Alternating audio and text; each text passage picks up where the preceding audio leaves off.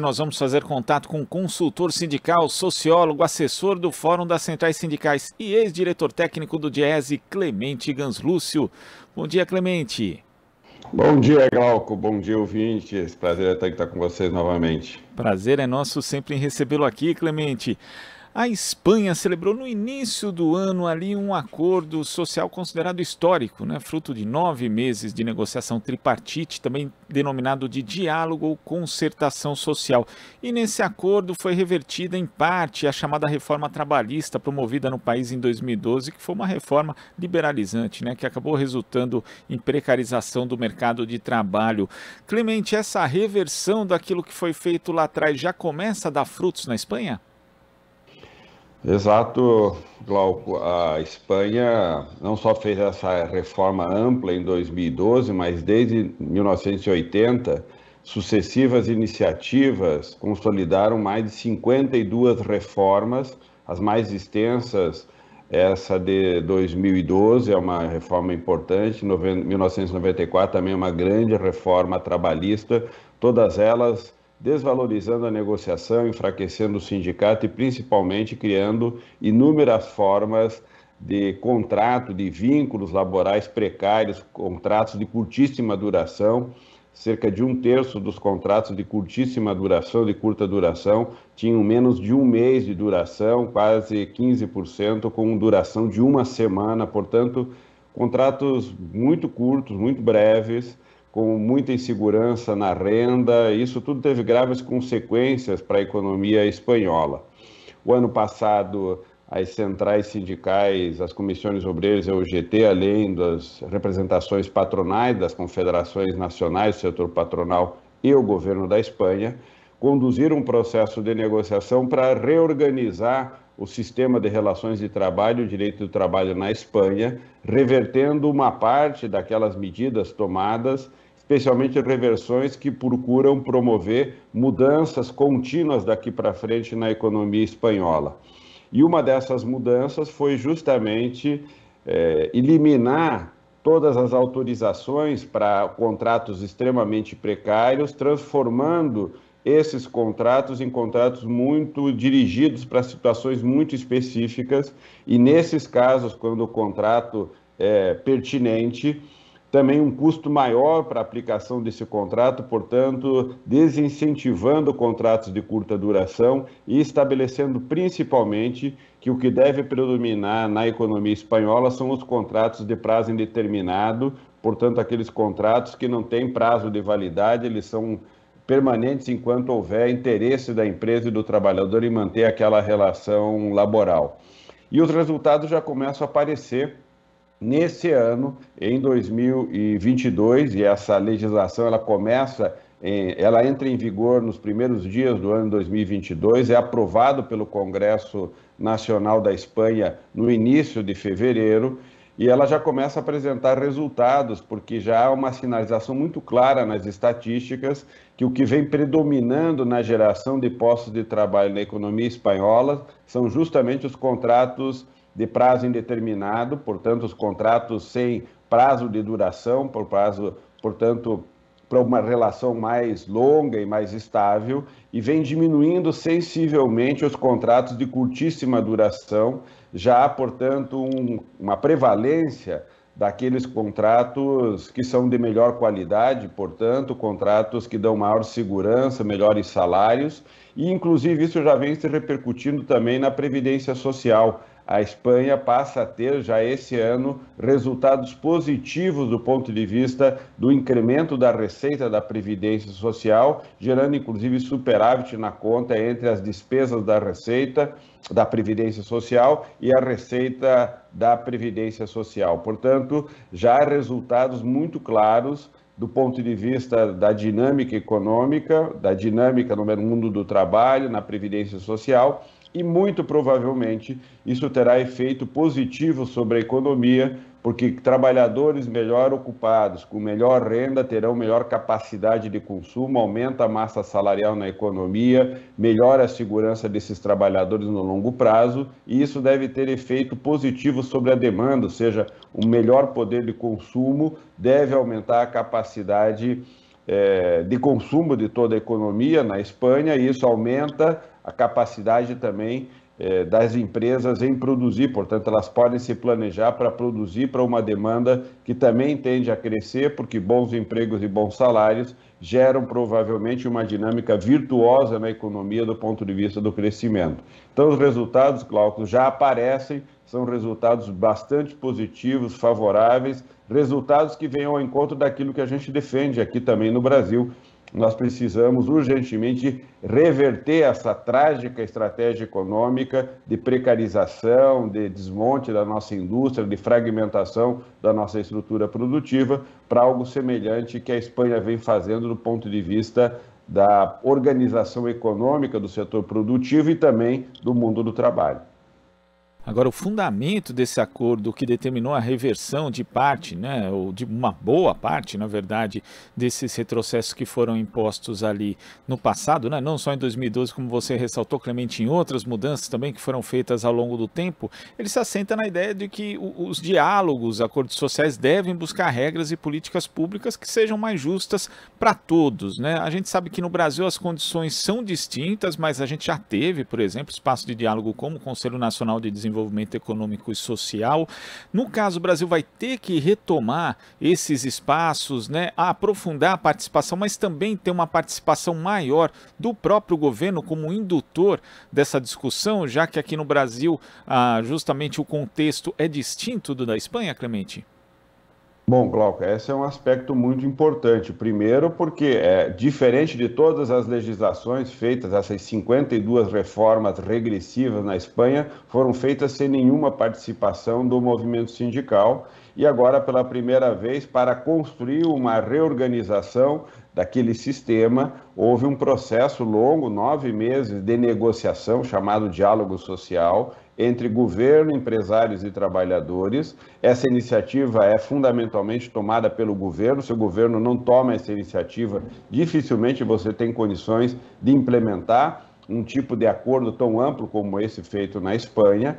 E esse acordo, inclusive, repriorizou, do ponto de vista da estratégia das relações de trabalho na Espanha, a valorização do sindicato. Portanto, essa reforma recoloca o sindicato como um importante jogador nas relações econômicas, nas relações de trabalho, valorizou a negociação coletiva, deu prevalência à negociação coletiva e empoderou, portanto, os empresários e os trabalhadores para firmarem acordos que têm validade geral na economia espanhola.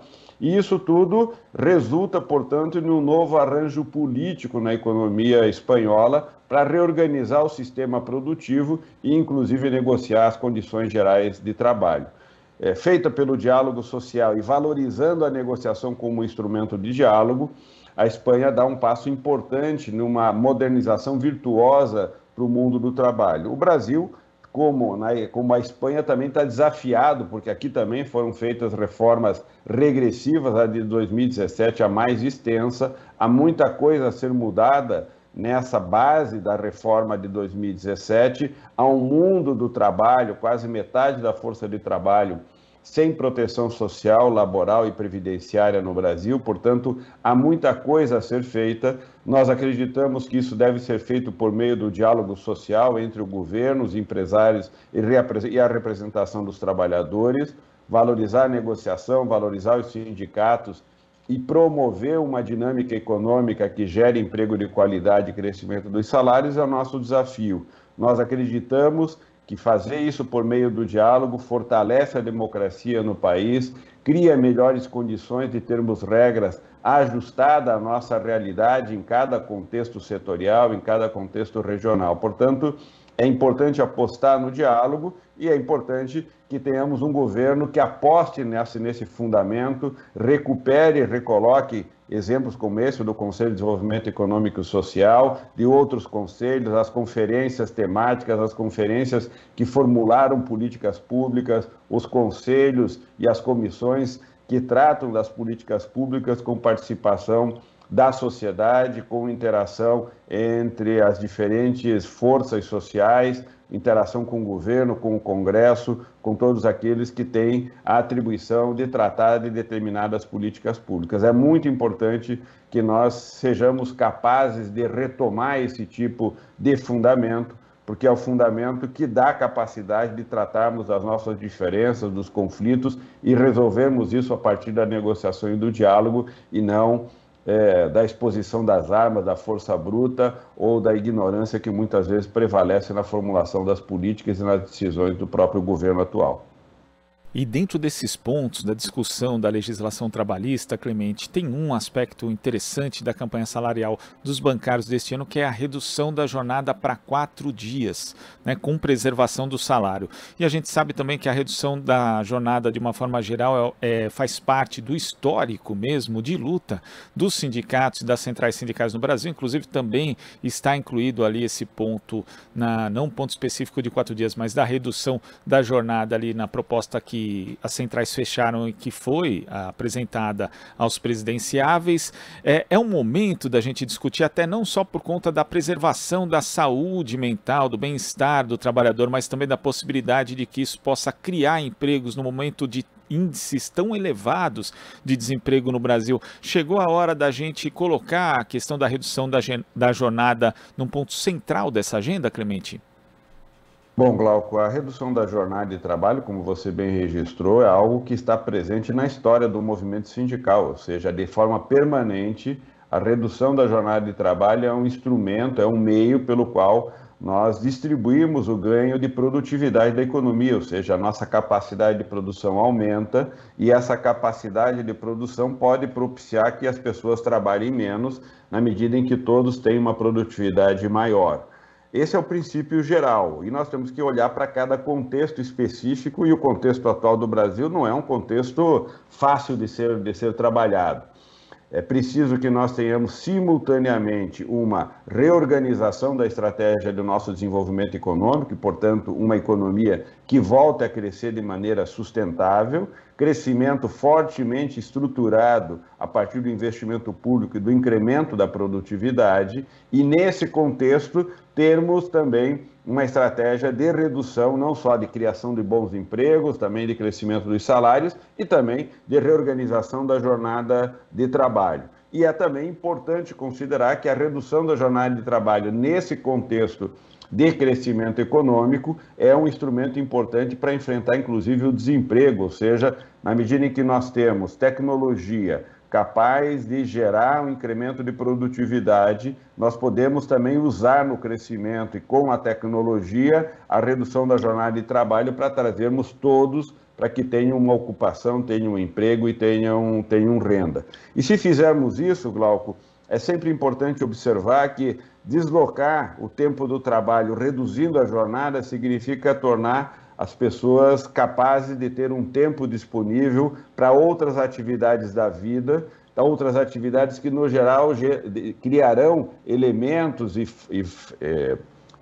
vetores que vão puxar setores da economia a partir do tempo disponível das pessoas. Se elas têm maior tempo para o lazer, para o esporte, para a cultura, para a convivência, tudo isso gera demanda por outros serviços que animam a economia, portanto, o maior tempo disponível também gera demanda na economia e gera efeito positivo sobre a dinâmica econômica. E, de outro lado, gera bem-estar e qualidade de vida, o que é fundamental, porque as experiências mostram que a redução da jornada de trabalho vem acompanhada pelo incremento da produtividade, ou seja, as pessoas trabalham menos e acabam produzindo mais, justamente porque elas se sentem melhor, não ficam doentes, estão melhor preparadas, emocionalmente mais equilibradas, menos estresse, menos pressão, menos ansiedade, tudo aquilo que vem caracterizando o mundo laboral de hoje e, portanto, a redução da jornada de trabalho tem inúmeros efeitos virtuosos sobre a dinâmica econômica, a dinâmica social e a qualidade de vida das pessoas. Portanto,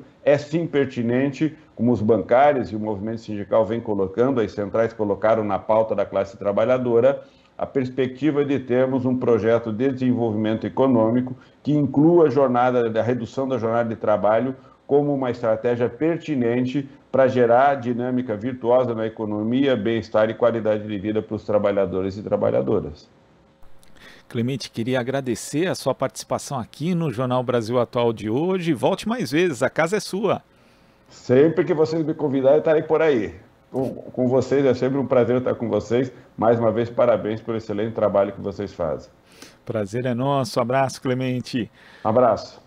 Conversamos aqui com consultor sindical, sociólogo, assessor do Fórum das Centrais Sindicais, ex-diretor técnico do Diese, Clemente Ganslúcio. Você está ouvindo Jornal Brasil Atual. As notícias que os outros não dão.